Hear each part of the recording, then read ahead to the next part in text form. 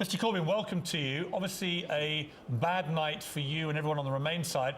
Your reaction immediately to that breaking news that David Cameron is expected to announce his resignation?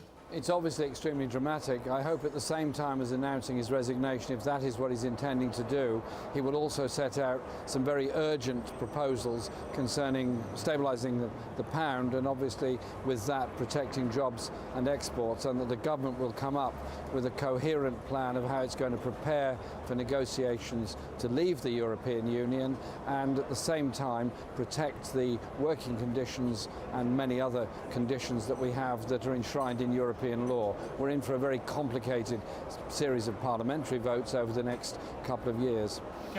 Jeremy Corbyn, Lord Mandelson was just pretty scathing about your performance in this campaign.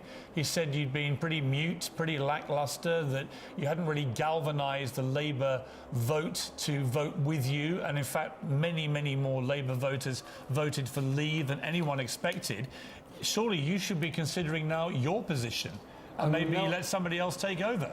I've no idea where Lord Mandelson gets his analysis or his figures from.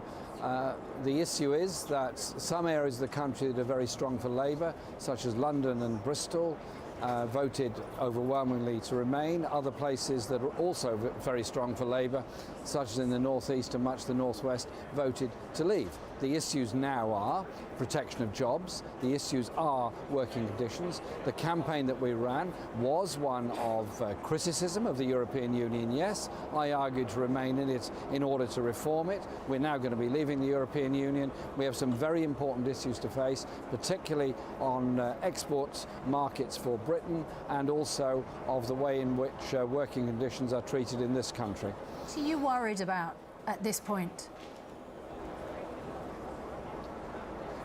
Hello? Mr. Corbyn? Yes, I missed you for a second. Come back again, please. Well, I mean, you voted and you campaigned to stay within the EU because you thought that the consequences would not be good if we left. We're leaving. That campaign has failed. What are you worried about this morning? What do you think the consequences are going to be in real terms? The consequences have to be dealt with. The first one is, of course, export-related jobs and the way in which those jobs can be protected. The other one is the economic consequences of Britain.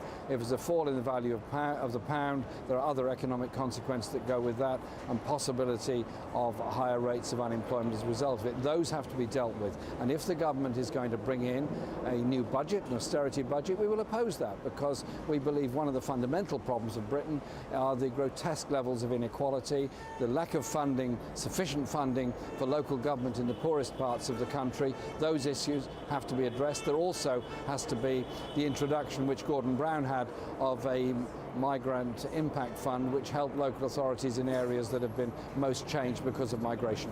Mr. Corbyn, let me ask you this. In terms of the way the campaigns were waged, do you now accept that it was almost parallel lines, that the Remain campaign were fixated about the economy and worrying us and scaring us about what would happen to the economy, whereas the Leave campaign, particularly Nigel Farage, consistently banged the drum of immigration problems, migration problems, and it seems to have been that which has resonated more with the electorate in this particular referendum.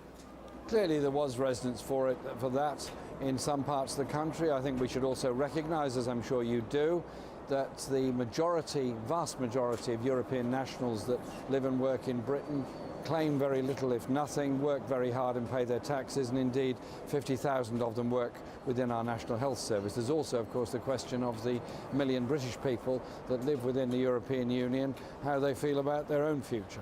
Do you feel, Mr. Corbyn, that you're in touch with the members of your party who voted to leave the EU?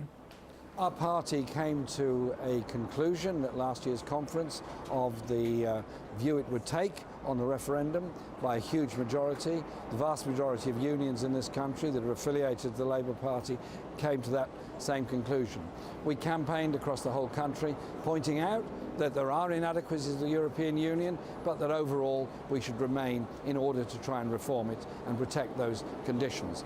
That decision has been changed now because of the decision of the referendum. We now have to pursue the agenda of protecting jobs and conditions, and also working out an economic future for this country, because our economy has become very dependent on trade with the European Union. There's no guarantee we're going to be in the single market. Yeah. I believe the other big effect of this election is not what's happened in Britain, but what will happen in the rest of Europe.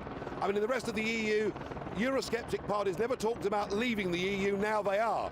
An opinion poll in the Netherlands said that a majority there now want to leave. So we may well be close